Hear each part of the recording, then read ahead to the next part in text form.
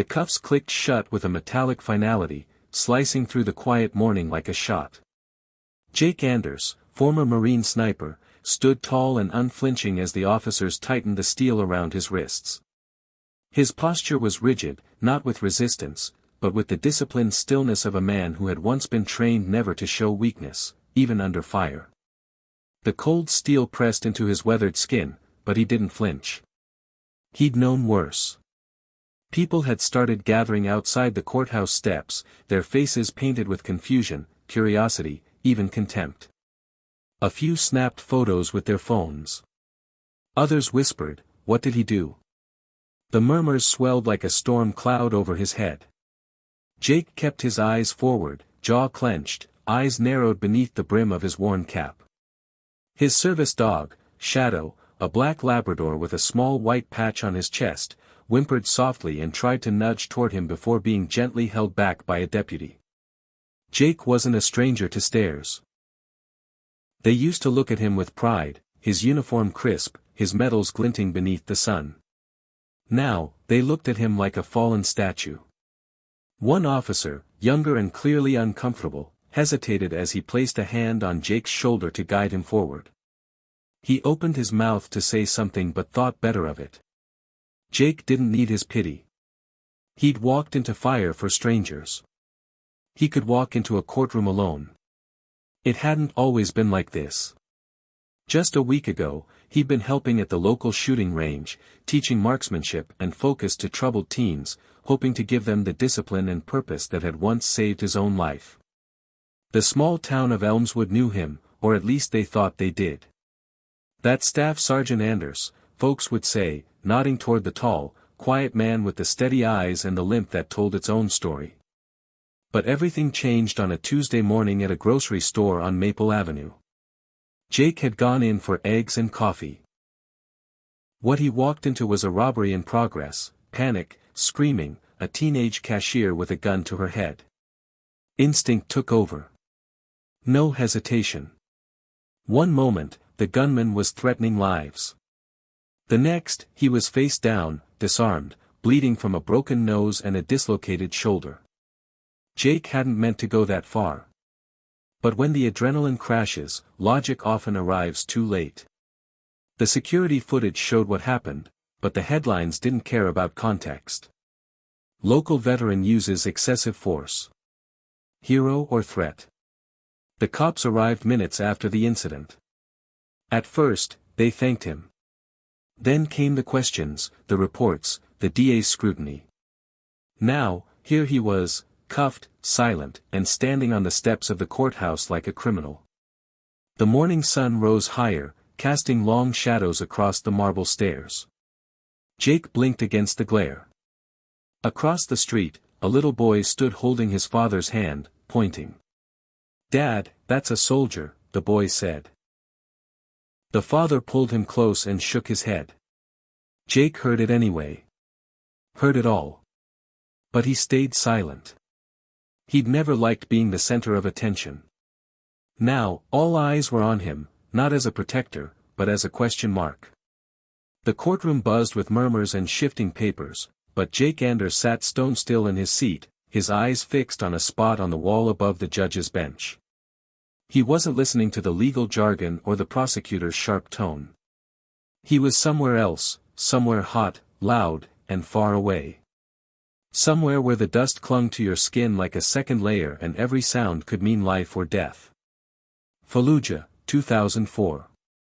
He was 22, with the calm hands of a marksman and the 1,000-yard stare of someone who'd seen too much too soon. His job wasn't to be seen. It was to see. Targets, threats, patterns. And when the call came, to make sure one shot ended a situation before it could spiral into hell. There were days when his decisions saved squads. Other days, the ones that played on repeat in his dreams, his bullets had arrived a second too late. The medals they pinned on him didn't feel heavy at first. But as the years went by, the weight grew. Bronze Star, Navy Cross, a Purple Heart, each one came with its own memory, its own story of blood and dust and loss. By the time he was discharged, his body was intact, but his nights were shattered. The war had ended on paper, but it kept playing out in the spaces behind his eyelids. Returning home was the real battle. Jake stepped off the transport plane expecting a welcome. What he found was silence. A job market that didn't care about his resume. Civilians who asked strange, hesitant questions and then shrank back at the answers. People thanked him for his service with the same tone they used to thank the cashier for change. Empty. Brief. Obligatory. For a while, he tried everything: construction, security, even cleaning out old warehouses. But nothing felt real. The days blurred. The nights stretched long and cruel. He drank. Not much, but enough to take the edge off. He stayed in shelters, couch-surfed. He didn't tell anyone. Pride was the last thing he had. Then he met a VA counselor who didn't talk down to him. She listened. She got him into a program where he met Shadow, the black lab with eyes almost as tired as his own. That dog became his lifeline. She also helped him find the local range, where he could teach shooting fundamentals to teenagers trying to escape the same kind of spiral he'd barely survived. For the first time in years, Jake had a purpose that didn't involve a target. He wasn't trying to be a hero anymore. He just wanted to make sure no one else felt as lost as he once had. That meant helping where he could, fixing neighbors' cars, volunteering for search and rescue, picking up groceries for the elderly. It wasn't loud, it wasn't big, but it mattered. Still, he never quite shook the feeling that he was walking a tightrope. One misstep away from falling into the stereotype that haunted so many like him. The unstable veteran. The loose cannon. The man whose training made others nervous, even as it had saved lives. So when that robbery happened, and he acted, it didn't matter that he stopped it. What mattered was how forceful it looked on camera. How easily they could turn him from protector to perpetrator. And so he sat in that courtroom, not out of guilt, but out of resignation. Because deep down, a part of him had always expected the world would misunderstand him eventually. The fluorescent lights buzzed faintly overhead, casting a cold glare on the pale courtroom walls. Jake sat at the defendant's table, back straight, hands resting on his knees, still bruised from the scuffle at the store. His eyes were steady, unreadable. He'd been in rooms more dangerous than this. But this slow, bureaucratic judgment felt more suffocating than enemy fire. Combat demanded quick action. This was death by 1,000 words. The prosecutor, a tall man in a tailored suit with a voice sharp enough to cut through granite, paced in front of the jury box. "Let's not forget," he said, gesturing dramatically toward the projection screen, "this wasn't a battlefield. This was a family grocery store in the middle of the morning rush. There were children. Mothers. An elderly man with a walker. And Mr. Anders, this trained killer, chose to intervene with extreme force." Jake didn't flinch at the words, but his jaw tightened slightly at "trained killer." That label was always the easiest one to slap onto someone like him. It turned years of discipline, sacrifice, and restraint into something monstrous. The prosecutor paused to let the image sink in. He could have held the suspect at gunpoint. He could have de-escalated, the lawyer continued. But no. He broke the assailant's shoulder, shattered his nose, and pinned him with a chokehold until the man lost consciousness. Is that heroism? Or is that unchecked aggression? A murmur stirred in the room. Jake's court-appointed attorney, young, well-meaning, but clearly outmatched, stood to object, but the judge overruled him. Jake glanced sideways, not out of frustration, but acceptance. He hadn't said a word in his own defense. He'd refused. Not because he had nothing to say, but because he didn't believe anyone was really listening. Then came the testimony from the grocery store cashier, a terrified teenage girl with trembling hands and eyes that barely met Jake's as she recounted the incident. She said he saved her life. That when the robber turned his gun toward a customer, she thought someone was going to die. Jake had moved faster than she could process. She remembered the sound of bone breaking and screaming, but also the way Jake had checked on her first before the police arrived. She tried to defend him, but her voice cracked under the weight of the prosecutor's counter-questions. Jake's face remained stoic as the judge sighed and leaned back in his chair, clearly wrestling with the narrative. Just as he reached for the gavel, the double doors at the back of the courtroom groaned open. The room stilled. Every head turned. In stepped a man in full military dress uniform, chest adorned with ribbons and stars. His steps were slow, deliberate. Even those unfamiliar with the military straightened in their seats. There was something commanding, almost regal, about his presence. The bailiff's eyes widened. "General Marcus Holloway," he asked under his breath. The judge looked stunned. "General, you're not listed as a witness." "What is the meaning of?" "I'm not here to testify," the general interrupted, his voice rich and measured, carrying without raising. "I'm here because a grave injustice is unfolding in this room."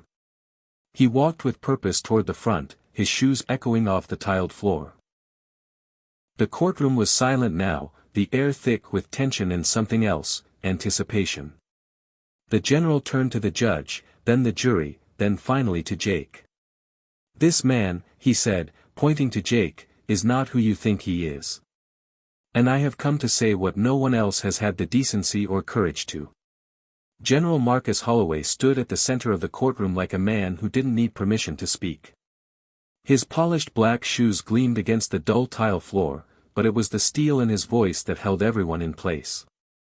The judge, stunned, leaned forward, mouth slightly open as if unsure whether to interject or listen.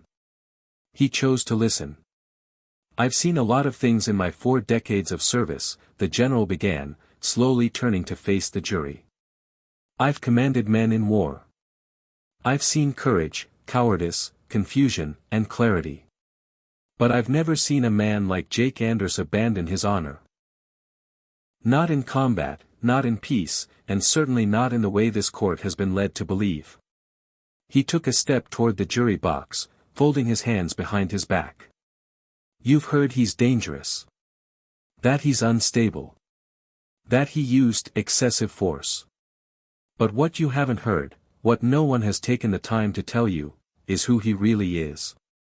The general's voice dropped slightly, more personal now, as he looked directly at Jake.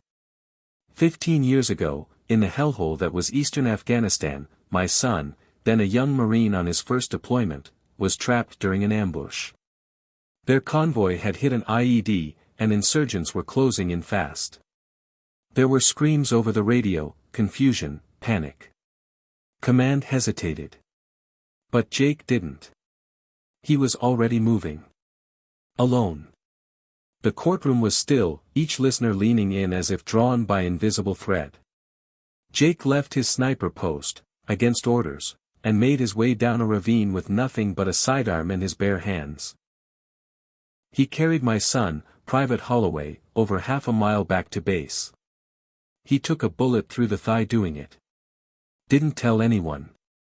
Just patched himself up and went back on duty the next day.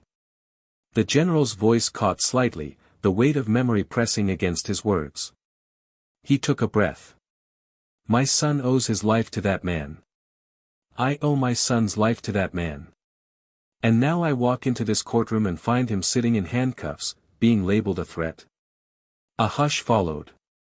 Even the prosecutor had lowered his notes, hands clenched into fists he hadn't realized he was making.